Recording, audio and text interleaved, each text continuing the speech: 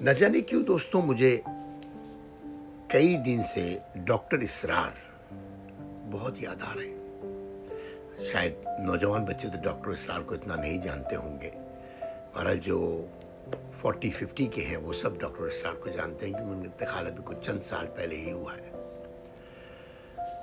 صبح خیر، امید ہے آپ لوگ خیریت سے ہوں گے اور جہاں بھی ہوں گے اللہ آپ کو اپنی امان میں رکھے۔ ڈاکٹر اسرار کا ذکر صبح صبح میرے دماغ میں اس لیے آیا کہ کل رات میں ان کی ایک کتاب پڑھ رہا تھا۔ ڈاکٹر اسرار نے جو باتیں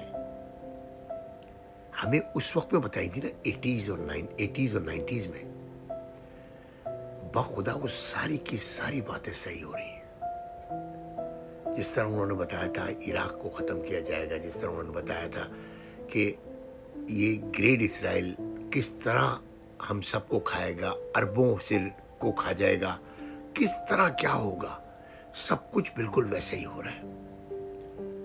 جو آج کل خانہ کعبہ کے پاس ایک ماڈرن سٹی بنائی جا رہی ہے جس میں سارے روبوٹ ہو گئے، یہ سب باتیں ہمیں ڈاکٹر اسرار نے بتائی تھی۔ پتہ ہے ڈاکٹر اسرار کو کوئی وحی نہیں آتی تھی، ڈاکٹر اسرار ہم کو وہ باتیں بتاتے تھے جو قرآن شریف میں لکھی ہوتی تھی نا، قرآن شریف کا صحیح ترجمہ کر کے آسان زبان میں ہم تک پہنچاتے تھے۔ وہ بس یہ کرتے تھے، وہ جو ان کو اللہ نے حکم دیا تھا نا، جو ان کو اللہ نے جاب دی تھی وہ کرتے تھے، اس سے زیادہ کچھ نہیں کرتے تھے۔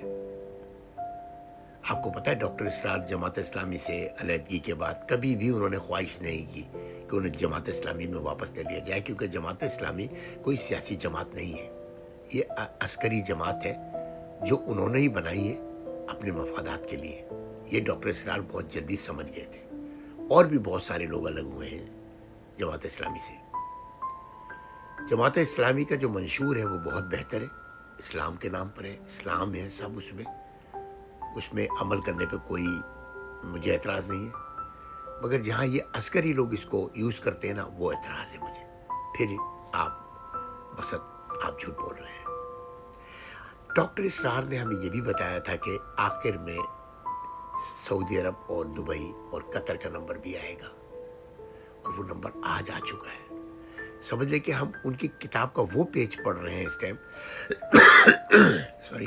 وہ پیج پڑھ رہے ہیں جو اس دور کا ہے۔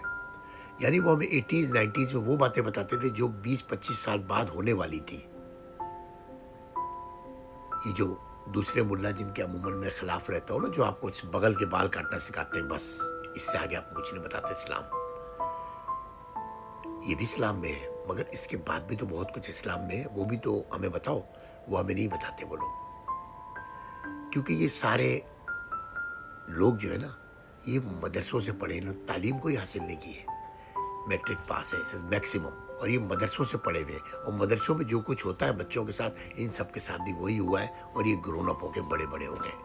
آپ اگر ملاؤں کی لینگویج دیکھیں نا تو آپ کو شرم آنے لگے جو آج کل ملاؤں کی لینگویج ہے، جس طرح وہ بات کرتے ہیں، وہ آپ کو کیا اسلام سکھائیں گے، اور ہم ان سے کیا اسلام سیکھیں گے؟ چاہے اردو میں قرآن شریف پڑھیں، آپ کو سارا اسلام خود آ جائے گا، اور جو آپ کو آ گیا نا اس پہ چلیں بس۔ قرآن شریف کو ڈیپ ریسرچ کریں۔ ڈاکٹر اسرار نے یہی کیا، قرآن شریف پہ ڈیپ ریسرچ کی تھی، اور بھی چند مولانا ہیں جو ابھی حیات ہیں، ابھی حیات ہیں، ہم لوگ ان سے فائدہ اٹھا سکتے ہیں۔ لیکن ہمارا مسئلہ یہ ہے کہ ہم کل عقل کل ہیں، ہمیں سب کچھ پتہ ہے۔ جب قوم اس طرف آ جاتی ہے نا، تو اس قوم کے لیے ڈاکٹر صاحب نے کہا تھا کہ سب سے زیادہ گندی قوم جو ہوگی نا، وہ پاکستان کی ہوگی۔ ڈاکٹر اسرار کی اسپیچ ہے، آپ جا کے ریسرچ کر لیں، گوگل کر لیں، آپ کو مل جائے گی۔ عورتیں ٹک ٹاک پہ بیٹھی ہیں، ویڈیو بنا رہی ہیں، پیچھے بچے دکھا رہی ہیں اور بتا رہی ہیں میرا میاں مر گیا ہے، مجھے چندہ دے دو، اور لاکھوں کروڑوں کما رہی ہیں۔ مرد اپنی بیوی اور بیٹی اور بچوں کو پیچھے بٹھا کے ویڈیو بنا کے، اور اس کو اپلوڈ کر رہا ہے ٹک ٹاک پہ اور سوشل میڈیا پہ کہ مجھے پیسے دے دو، میں معذور ہوں، اور یہ بچے میرے بیچارے بھوکے ہیں۔ عورتیں اپنا جسم بیچ رہی ہیں ٹک ٹاک پر۔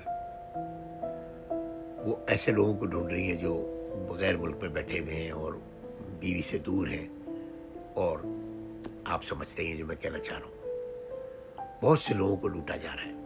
तो ये गलीज कौम नहीं है तो और क्या है? और किसे कहते हैं? अपना मुल्क लूट के पैसा लेके बाहर जाके अपने बच्चों को, 4 बच्चों को खुश करके और जिंदगी गुजार रहे हैं। बहुत ज्यादा लोग ऐसे हैं। ये दुबई, कतर, ये जायदादें कैसे बन रही हैं? ये सारी जायदादें पाकिस्तान के हक हलाल के लोगों का पैसा है।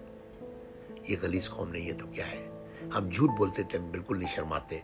हम कोई गुनाह करते टाइम, कोई बददियांती करते टाइम, किसी की बुराई करते टाइम हम बिल्कुल नहीं घबराते। ये गलीज कौम नहीं है तो और क्या है? डॉक्टर इसरार ने ये सारी चीजें हमको बता दी थी। मैं 80s में डॉक्टर इसरार, मैं खुद बहुत यंग था, तो 80s में मैं डॉक्टर इसरार को किसी मौलाना में गिनता भी नहीं था। एक रवायती मौलाना जो होते हैं, जो कुरान शरीफ पढ़ाते हैं बच्चों को, मैं सिर्फ इतना समझता था। 90s में मैं थोड़ा सा क्लिक हुआ। 2000 से फिर मुझे एहसास हुआ कि डॉक्टर साहब बड़ी अच्छी बातें करते हैं, क्योंकि मुझ में अकल आई। ये बात नहीं कि डॉक्टर साहब को नहीं पता था, वो तो अपना काम कर रहे थे। आहिस्ता आहिस्ता इंसान को शऊर आता है। देखो दोस्तों, डॉक्टर इसरार को जाके सिर्फ रिसर्च करो, उनकी 2-3 वीडियो देख लो, उसके बाद खुद ही देखना शुरू कर दोगे और आप आके मुझे समझाओगे कि डॉक्टर साहब ने ये कहा था और डॉक्टर साहब ने वो कहा था। मैंने कोई डॉक्टर इसरार पे कोई बैत नहीं कर ली है, मैं उनको पढ़ता हूँ। मैं बहुत लोगों को पढ़ता हूँ। मैं गांधी साहब को भी पढ़ता हूँ और उनकी हकीकत पे मबनी चीजों को समझता हूँ। आज जो कुछ दुनिया में हो रहा है ना, वो सब कुछ हमें बता दिया गया था पहले से।